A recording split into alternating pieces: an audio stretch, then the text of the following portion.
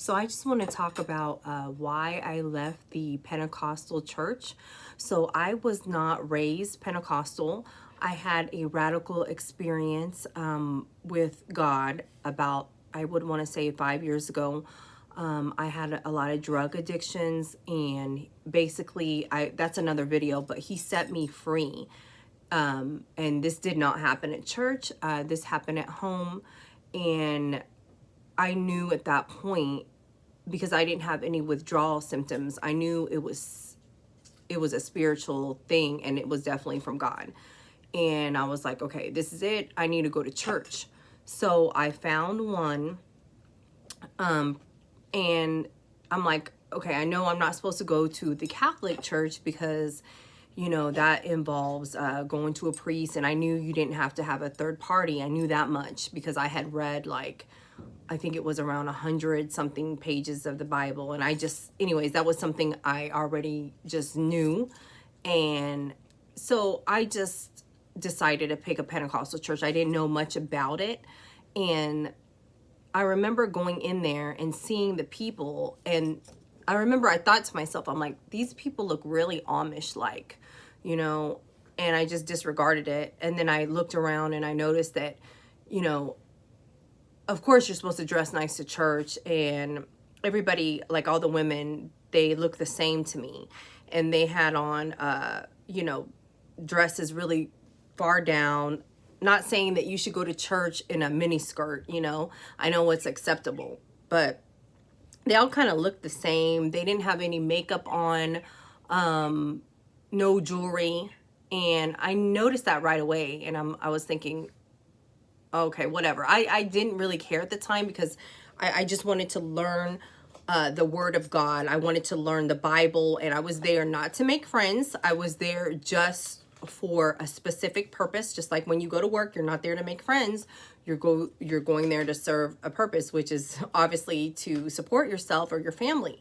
So I was going there to learn about God, so I just disregarded all that stuff. And I remember I've turned down Bible studies before, and I remember this Asian lady coming up to me and asking me if I wanted to do Bible study. And I felt like in my spirit that that was the last time anybody was going to ask me. And if I didn't choose that day, that could have been my last time, my last opportunity. So I took it, and I was really happy. And I started going to Bible study, and like every week I started attending church, Wednesdays, 2 times on Sundays, and I just was learning everything that I could. And then I noticed as time went by, I was thinking, because I was early on into my the whole experience and my walk with God. I was a baby Christian, you could call it, at that time. And so I remember, I'm like, okay, so I stopped wearing makeup. And this is irrelevant. And then later on, I got convicted, and I felt like God was telling me, who are you trying to please here? Are you trying to please man, or are you trying to please me? I was definitely not trying to please him. I was just trying to conform to their set of rules.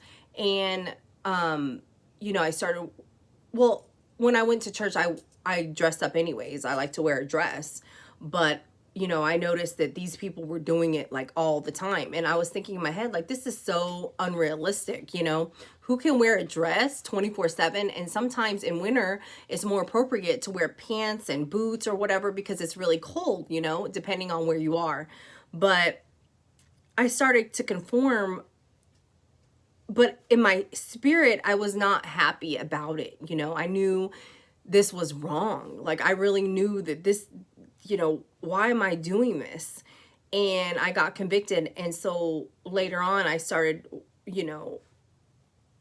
I'm like, I didn't feel comfortable. I think it was around 3 years. I didn't do it for 3 years, but I don't know. Like my daughter and I, we would dread going to church sometimes because she would be nervous, and I'm like, I would be nervous, like, oh, I wonder if this is acceptable to their standards and all that, you know. And that's so crazy, and that goes against everything Jesus is trying to he's if you don't really have a personal relationship with Jesus, you don't know that all of that is irrelevant, and all of that is just so crazy. And I remember, you know, they were saying that jewelry is an idol, and makeup, you know, only people that they're vain, women are vain that wear makeup, and that is so not true.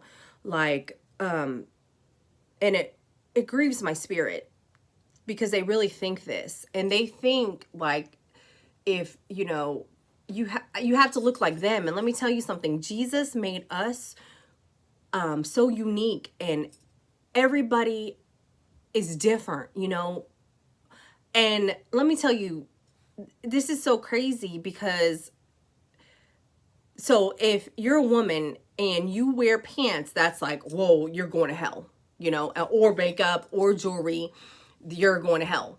And so after a while, I would go there, and sometimes I would be wearing pants and boots or whatever, or because if it was winter, and I felt more comfortable in that with like a long sweater. So I wasn't looking, you know, turtleneck. I mean, I was looking appropriate, you know, but I knew in their eyes they were, you know, scoffing and all this. And I was thinking, you know, my spirit just does not resonate here, because these people are so set in their ways, you know. They're and it's so sad, because there's so many people that need to be saved, and they were coming in that church, you know, and I know that they were looking down at those people because of the way they dressed, and they judged people too. Like, for example, I seen one of them at the grocery store, and I remember it was nighttime, and I was just making conversation with her, and I was like, you know, oh, I live around here, or something like that. And she was like, oh, do you need a ride? Did you walk? And I was thinking in my head, like, why would I walk? You know, in my head, I'm like, no, I have a car and I drove, and it's it's nighttime. Why would I walk? But I was thinking, oh, she must think I'm poor, or like she must think like I, you know, I don't know what she thought, because, you know, I have a few tattoos, and when I first came into that church, and that's another video. Like, I have a tattoo right here, and it was from my ex-husband. He actually felt threatened if I didn't get it, because he was abusive, and I didn't want to get it. And it's like soulmates. He wanted me to get soulmates never die or something like that. So I got that right here, and it was kind of big, and I did not want that. And so this shirt I had on one time, you could kind of see it. It wasn't low cut, but, you know, this is a big tattoo. Anyways, I'm in the process of getting it removed, because I made a mistake and I got it covered up, which made it bigger. Anyways, now I forgot what the hell I was saying. So I don't know if they thought, like, when they first seen me, like I just got out of prison or something, because that's how they judge people, you know. And a lot of people that do go to that church that I did see, you know, that come off the streets, you know, they did get out of prison, but that's not me. No, I've never been to prison. But, you know, it's just funny how they're able to judge people really quickly, you know, and that's not right. Like, you can't judge somebody just because they have tattoos and they wear makeup. And so my point was going back to how they think that women wear pants and it's a sin. So this whole concept it goes upon a Bible verse. Man shall not wear things of a woman shall not wear things of a man. And I honestly think that God is talking about cross-dressing back in the day, you know. And so anyways, Jesus used to wear a tunic, and that's just a gown back in the day. So this is why that whole thing can be, it's just not right. And whoever thinks that is not stable in their mind, because, you know, if you look at the cultures, like the Scottish people, they've been wearing that, it's called a kilt, I believe, since the 16th century, where, you know, playing the bagpipes. You have to look at history too. And even the Japanese people, they wear a kimono, you know, it's part of their culture. So you're telling me that all of that is sinful? I mean, that is so crazy. Like, you know, and that's the problem. And it reminds me of, you know, people of all economic social classes, they fall for this and they conform to the church. And that's so sad, because I'm thinking, wow, these people are missing the point. They're really, really missing the point. And if you're judging someone and if you think like that, that's almost cultish, and I've seen so many people in that church that have a bad spirit. That's why I made that other video. Christians are some of the meanest, rudest people, because there's a lot of people that's been in the world that I've seen that have been so nice to me, just like at the grocery store or whatever, and I'm like, in my head, I'm like, they're so nice. I wonder if they're saved, and a lot of them might not be, but you should be able to go to a organization or go anywhere and you'll be able to tell the fruits of the spirit right away. Like, oh, they're so nice, like, and a lot of people in church, I don't think they're missing the whole point of why Jesus came to this earth, and the whole, they're missing everything because they're going on what a leader, mere mortal, is teaching. Okay. And oh, so this is getting long. Okay. So I made some notes of why the Pentecostal church is in error. Okay. So basically, they also believe, some believe, not all, in holy hair. So a lot of them don't cut their hair because it's their glory, and they think that's a sin too if you cut your hair. So everybody in there has long hair. It's crazy. I mean, God is a God of order. And if you don't cut your hair for 5-10 years, imagine how that's not right. That's not right, okay? So also they believe no jewelry. They think that's an idol. Well, let me tell you something. You know what else is an idol? You can put, oh, I'm not wearing any makeup and I'm wearing these long skirts all day long. You can put that as an idol. They also have a lot of spiritual pride in the church. And another tactic I seen them use is they use fear tactics. And that's abuse of the Bible, okay?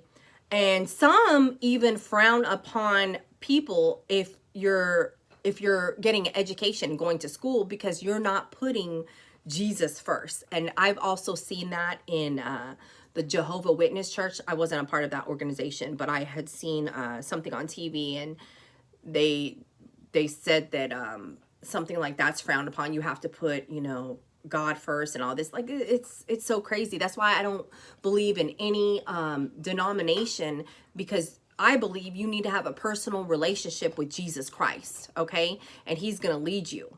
And that's the most important thing. Another thing they go on is emotionalism. And they know exactly when to play the music and everything. And slain in the spirit, okay? That is not biblical, all right? And there's some Bible verses that they'll use, but they're using that out of context, and that is not correct. Because listen, why would Jesus want you to be slain in the spirit when he doesn't even want you to be, and they call it, like drunk in the spirit and all that. If he doesn't want you to be drunk in the physical, why does he want you to be all drunk in the spirit like that? No, the fruits of the spirit are not like that, and I've seen the Kundalini spirit all up in that church where people are shaking and they're going like this and they're falling over. And I knew right away when I seen that, I was like, oh no, these people are tripping. Like, I need to, no, I knew it wasn't right. I knew right away. And I hadn't got through the Bible yet, but I knew, because if you have Jesus with you, he's going to give you a spirit of discernment to where you're going to be like, that's not right. Okay. And then what else is in here?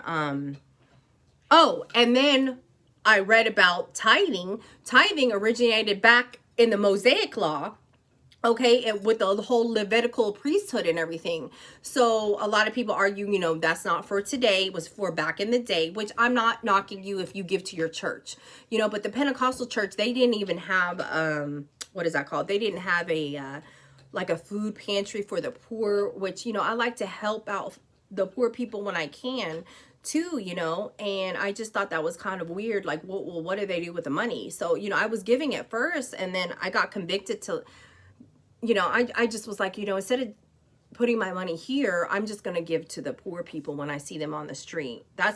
I'm not saying you shouldn't give to your church, okay?